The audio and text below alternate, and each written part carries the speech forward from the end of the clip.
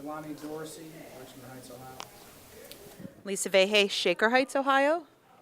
Jonathan Jameson, also Shaker Heights, Ohio. Fuad Yared, Seven Hills, Ohio. Seisha Beckett Abdullah, Cleveland, Ohio. Great, thank you. And then I'm going to hand that to, okay. Curtis Hill, East Cleveland, Ohio. Michelle Faust, new to Cleveland. Okay. So, okay. So just some of the questions that I have, and so, it's just about educating young kids, 3 to 5, before they go to kindergarten. It's such a precious time for these kids, and, they're sponges, and they learn a lot. So just wanted to know, what are some of the things that you think about when you decided, or if you're deciding, where you will place your 3 to 5-year-old in a preschool setting? What are some of the things that you were thinking about? Was it cost, quality, the teacher-student ratio, location? What is it, some of the things that you thought about, or people are thinking about in your family when they're deciding where to place their children? The preschool and where it's located and the teachers. Can you say that again? The preschool, where it's located, and the teachers that's going to be teaching the children. And what about that you want in there? I would like them to have quality teachers, because I have seen some that to them it was just a job. They wasn't really teaching the children.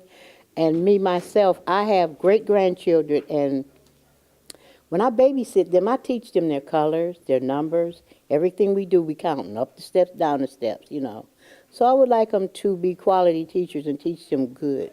And are your great-grandkids, are they in some type of preschool setting? They're in there now, but they wasn't when I was keeping them. Okay. They was not. So I was really trying to get them ready for preschool. And so what did your what did your granddaughter or grandson, where did they place them, and why did they decide? I don't know the name of the places, but my one great-granddaughter go to Apex School. She's in first grade now. Mm-hmm. And the other two, I don't know where they're going. I don't. But your family is pleased with yes. with it? Yes. Okay, great. Yes. Anybody else? Well, I just wanted to know, how old were they? How old were they when you kept them? One of them was 7 months old, and the other, one was 7 months, and one was 3 when I first started watching them. And it was 4 of them, but they were the same ages.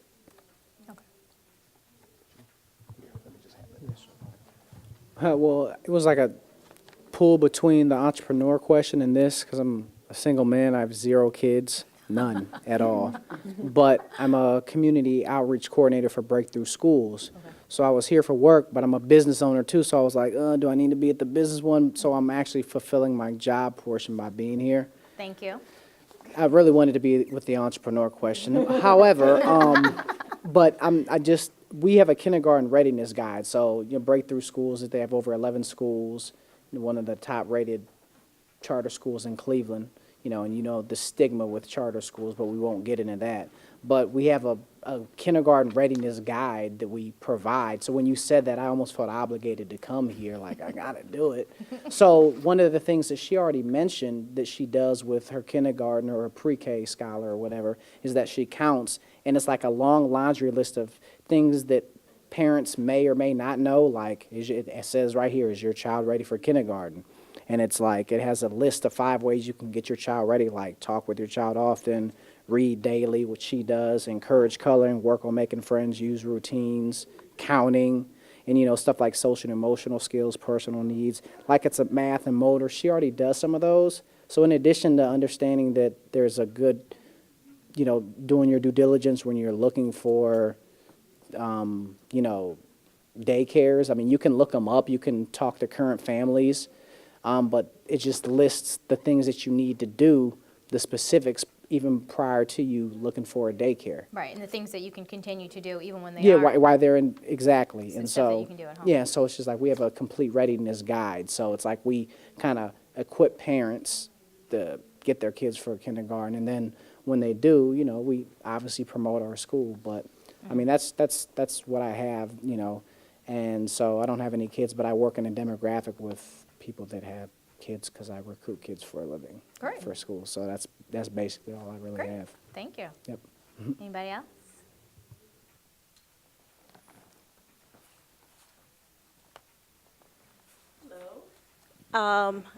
Basically, what I've done is I had a pre-K program in my home because I birthed 7 children. I have a total of 9, but I birthed 7. And with all of our children, I've pretty much, homeschooled them from the beginning. And then I put them in traditional school and then, took them back out or whatever. But definitely in the beginning, it has always been teaching them at home. Reading aloud is basically what I promote. As a matter of fact, I started a nonprofit organization called ABC Read, and that is what we do. We promote reading aloud to the children because, as we've seen, countless studies have shown that reading aloud to kids, that is going to increase their vocabulary, it's going to get them even wanting to read. So that's one of the main things, that I've done with all of my children. Also, just like he said, teaching them their numbers, their colors, knowing how to write their name, all of those different things are the things that I've done, at home with our children, so. So when your kids were preschool age, obviously the best parent or the best teacher is a parent. Yes. But is there a reason why you didn't take advantage of preschools in your neighborhood? One of the main reasons is because, number one, I've always felt like these are things that I could do myself. I also felt like that a lot of the preschool centers were basically, they're kind of like a drop-off place, so to speak, like a babysitting kind of thing, not really engaging with the children. And I'm not saying all of them, because obviously I haven't visited all of them, Right. but some of the ones that, I would hear stories or, just know about, that, it wasn't really worth it. It's not worth paying all of that money, to have your child go be sent somewhere and not really learning anything. And so these are things that my husband and I have been dedicated, to doing with our children. So, and I even also started a pre-K center, in my home called ABC Learn. And I had other people who entrusted their children to me to help prepare them for kindergarten. So how many kids do you have in your facility right now? Actually, it's morphed into tutoring now. So I don't do that at home now because now I'm in the schools tutoring and reading, going around reading aloud to kids. So it's like reading tutor / reading aloud. So that's what we do now. Okay, I understand. Thank you. Yes, you're welcome. What do we do at home? What do we do with our tablets? The question is basically what was your decision? What did you decide with your child or in your family where your small relatives are going? Okay, so my children are one Gen X young man and one millennial, so it's been a while. Right. But for their early years, their formative years, I did a lot at home because I felt like that was my responsibility, and I wanted to make sure that they were prepared for kindergarten whenever they went. So the basics, learning alphabet, numbers, colors, things like that, especially with the Gen X young man, and I was not in Cleveland, and I didn't know of resources that were available. I did things at home. Something as simple as taking the back of an album cover and writing out all the ABCs and watching him learn and understanding how he learned. And I targeted the teaching towards the way that he learned. So even though he could sing the alphabet song, he didn't memorize the letters in order. So paying attention to all of that was very key in the way that I directed the lessons that I set out for them. Eventually, about age 3, both my boys went to a learning center, which I chose very carefully.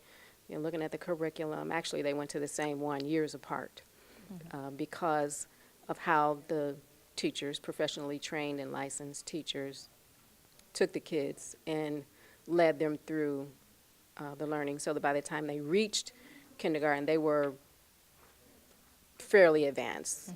Conversational skills, sight words, small reading passages, things like that, even comic strips in a newspaper. So Where did you choose? What was the name of the school? it's no longer open, but it was called the Social and Cultural Learning Center. It was in East Cleveland on Euclid Avenue. And why did you choose that?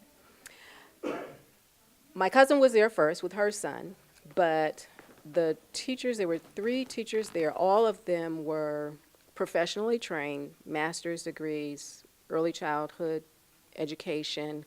The curriculum that they could show me was very much in line with what I wanted my child to learn. Things that were essential for learning, age-appropriate learning. And they were very much aware of the needs of all the children, and they addressed them in a professional manner. And was the cost, obviously, it was in Affordable. Affordable. It was affordable, yeah. no And problem. did we get your name? I'm sorry. I'm Portia Brown. Okay, thank you. Sorry. Thanks for your input. Anybody else? Sure, I'd like to share something. Thank you. So no kids here either, but I have cousins that I try to help out with. So the ages are a little different. There's an 8-year-old, a 7-year-old, and a 4-year-old. My main concern is twofold. So with my cousins, there's disparate education coming from the schools. Some learn well, some don't. So they need some kind of supplemental education. And in terms of like thinking for the future, for that 3rd grade guarantee, I do fear that if they're not doing well now, they won't do good for that either. So it's a bit of a worry for me, how will they develop the reading skills? Like the youngest one at 4 years old doesn't know her alphabet, doesn't know how to distinguish letters from one another.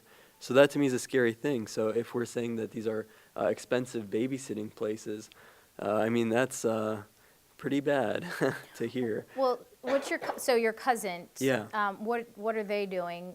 Is the 4-year-old in some type of? Yeah, so she's in a setting? preschool right now. They're in Strongsville. And the preschool, it's a half-day preschool, and she's going to go to a half-day kindergarten because the full-day kindergarten is on a wait list right now. So that's the idea. But, I guess my concern is I don't think they're preparing well enough for kindergarten and for the future, frankly. Your cousin, do you know why they picked that half-day preschool? I do not. I'm guessing convenience plays a role. I don't know if there's many options in Strongsville or in the suburbs generally. And you're the 7 and 8-year-old. How are they doing? The 8-year-old's doing great, but that's the anomaly. The 7-year-old not so hot. Did they? I'm sorry. Yeah. Did they go to preschool? I didn't mean to interrupt you. Yeah. To my knowledge, yeah. The 8-year-old actually had somebody come to their home and teach them like basic letters, basic colors, that kind of thing. But the 7 and 4-year-old, no. So, that extra supplemental education was missing. I just started doing some kind of like supplemental tutoring for the 7-year-old to get him to that level where he'll be more prepared. It's frankly a scary thing, even for a cousin. I can only imagine as a parent what it would be like. And those are my 2 cents on the matter. No, I appreciate the input. Thank Sure. you. Anybody else? No? No? Share. Yeah. First, I just want to thank everybody for sharing their stories because I think this is a really personal thing because your kids or your cousins or your family is like one of the most important things, even if you don't have any. You're caring about other people's children. And I have lots of opinions on this. Miss Muhammad knows because we've met each other in other circumstances before.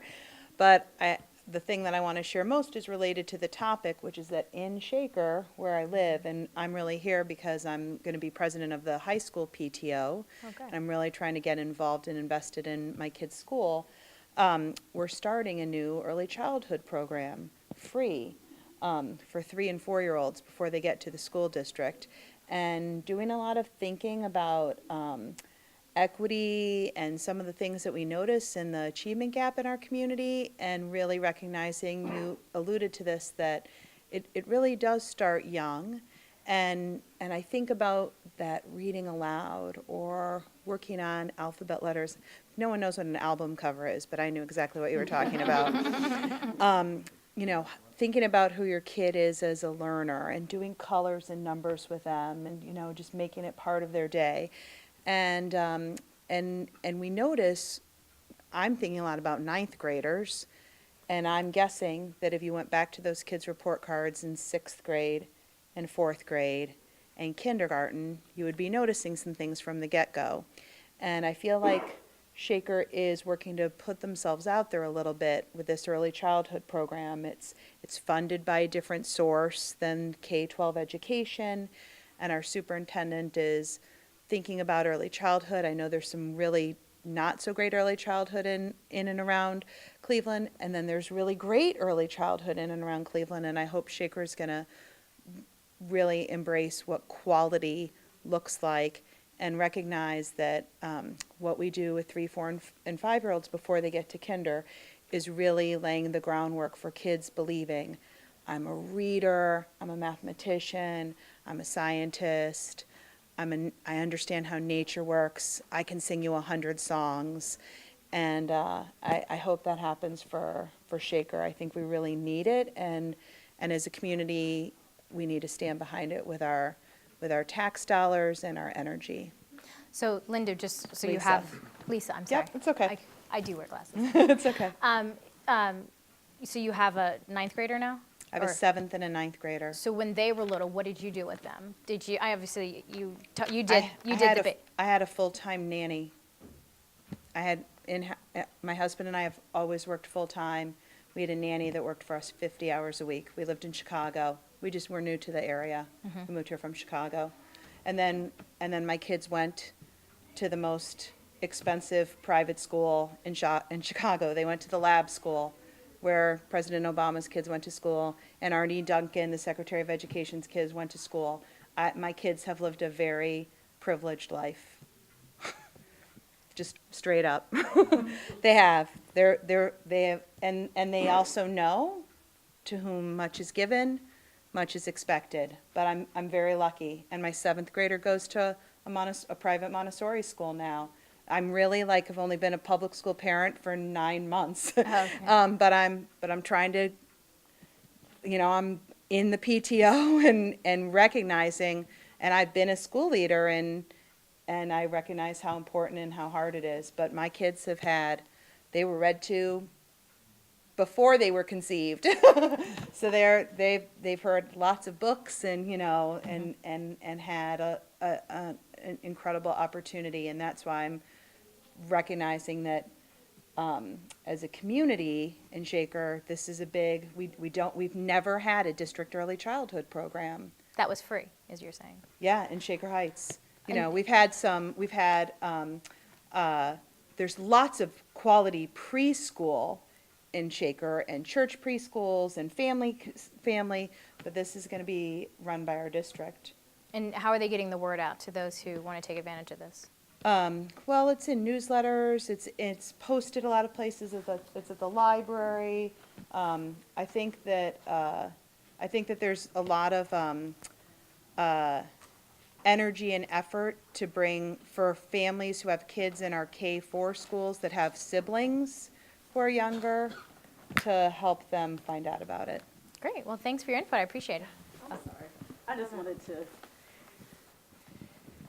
to make mention, because especially and obviously by you being affluent and privileged and all of those types of things, that's what it is. But unfortunately, the children, basically predominantly African American children who live in Cleveland, they don't get that opportunity. And that's really, to me, that's one of the main issues. It's not that people don't want their children educated and have quality preschools. It's just that they're not available. And then the ones that are, they cost. And one of the things I wanted to add too is we were able to have our child go to the Stonebrook Montessori School that has opened up in the community. So our younger child, because he was at home for the first 3 years, and then when he turned 4, and we saw that school was opening it up. Exactly. So we were like, hey, we liked the concept, and we were like, oh man, this is great. But unfortunately, again, it's like if you don't have money, the Montessori schools have been around for years. But if you don't have the money, you can't have your child benefit, and every child should be able to get that type of education, period. It shouldn't be a cost like that. So I think, that's one of the main issues that need to be No, addressed. you're right. Thank you. Hi. Hi, so my name is Carla, and I have a 15-year-old daughter. Okay. And my yes. And my daughter, she is doing exceptionally well. She is a straight A student, except for the fact that she has a C in English. But she has A's in science and math. Now, I've been following this whole campaign about the first 2,000 days of life, the first 2,000 days of life, first 2,000 days of life. I told my friend here, Fawad, I says, when I got my baby, when I had her, I brought her home from the hospital. I told her at 1 day old, I says, I'm about to change your diaper. I know you're hungry. You're crying, you're uncomfortable. But I never gave her that, like, you know, that little whatever. She never went to nursery school or day school or anything like that. I read books with her every single solitary day, all day. I got on the floor. I played with her. We rode. We went for walks. We picked up leaves in the nature center. We threw rocks. We stepped in streams and stomped in puddles. I just feel like it is, you just have to be devoted and connected to the child in order for the child to really thrive. Because when Maddie went to school, she was already reading her caps for sale, you know, going through all her little nursery rhymes and everything. And she did not go to any day school. She stayed at home with my mom and my dad, but they read to her as well. So I think that it's a good thing to just stay devoted and talk to them, and don't give them like the little baby talk or anything like that. Just talk to them. They're little people. They're sponges, and they grow and they absorb all of that. So that's what I did when I was like, you know, bringing my daughter up, and she's a pretty well-rounded chick. So, But why did you not send her to any type of school when she was 3 or 4? I didn't feel it was necessary because I'm responsible for her. I was responsible for her. So I felt it was my responsibility to nurture her and to read to her and to do all of those things for her. I just didn't feel it was necessary for her to go to day school. Okay, thank you. I just want to add something. As far as I can tell, well, how old is your youngest? 4. By the way, she's an American graduate champion too. But and so, other than you, I think I'm the only other person in the room that has like little kids. Mine are. I have a 3.5-year-old. You do? I didn't know that. God bless you. But I have a 6-year-old and an 8-year-old, and I sent my kids to a private Montessori school too. But you know, prior to that, they went to a home daycare provider, and you know, but she was right across the street from me, and you know, I could look out my front window and cry because they weren't at home with me. Literally. Or laugh. No, I cried. I cried, and she closed the door in my face and said, "Go home." But you know, but you're right. It is hard to. I think it's sort of between the two of what both of you say. You have to be devoted to their education, almost to the point where, you know, we decided to send our kids to a private school and made that sacrifice financially to send them to that private school, like down to 1 car, down to no cars where we were on the bus, just so they could stay at the school that they were in. So there's different, I guess, versions of a sacrifice that you can make, you know, to, you know, make sure that your kids are getting what you feel is the best education that they can have. Like right now, I'm struggling with the school that my kids are in now, because they're saying, "Oh, your son isn't a good reader." I'm like, "No, my son can read. He just doesn't want to talk to you." Like, you know, and you know, it's hard when you're trying to have that conversation with their teacher, and they're like, "Oh, he doesn't know his sight words." But when I'm driving down the street and he sees a sign and he says, "Mommy," that says bump, I know that my son can read and he can sound out his words, so I'm not worried about that. So then we get to those things like, you know, is your child kindergarten ready? You know, sometimes I think people get wrapped up in, you know, do they know their sight words? Do they know this? Do they know that? I'm kind of less worried about that. I want to know that my son can problem solve and figure some things out for himself and has those life skills, because if you have the life skills, then the other things will come along. If you know how to make your own peanut butter and jelly sandwich, at some point you're going to figure out that says jelly and not, you know, Vegemite. Right. You're gonna figure it out. Right. So, you know, that's, at least for me, that's what's important, is those life skills, and then the academics sort of come along, you know, later, which is why I put them in Montessori, so they weren't pressured with the other things. I understand. So we're almost done with our time. Does anyone else have anything else they'd like to say before we wrap it up? I want to hear a little bit more from the birthday girl. Okay. Oh, do you have something to say? Oh, yeah, I'm sorry. Thank you. I just want to say to those who don't have children of their own how important it is to be part of that community, that village, as it were. I am an auntie, and not only auntie in my family, but an auntie in my community. So there's always an opportunity to learn and not only be a part of their learning, but learn from them. There's so much that we can learn from them. And I remember, I think you said something about the way they learn. And you're only going to learn the way they learn from them. So that's another thing I really appreciate about the tutoring experience. I enjoy that so much more than teaching, because you get to connect, one-to-one, and you get to watch how their eyes and, where their eyes light up, and you get to see how they learn. And it's just, so when we connect to children, we can help reach them and teach them, and they can teach us, and we can just create a better learning environment. But real fast, of your nieces and nephews, are they in some type of preschool setting that you know of? No, they haven't been. We tried that. We wanted to do that, but my niece, who has the children, she has. It's been a challenge to get something that is good and accessible. And when I say accessible, transportation and cost. And frankly, I think we're better.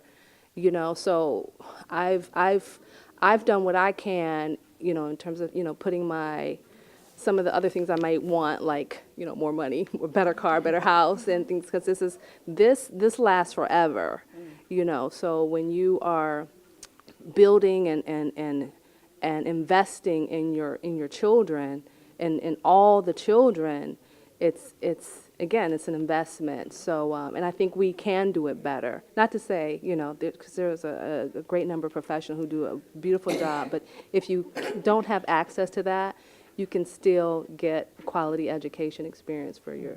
So you're for your saying that children. your niece and nephew, or they just the facility that they chose, it wasn't that good, or? No, I'm saying that they didn't have access to the facility that they wanted. They were seeking, and then one year led to another, and it's like, okay, he's like 4, so Was it just because of location or money? it was both. I would say the money first, because you get to a location when the money is not of an issue. So mostly money.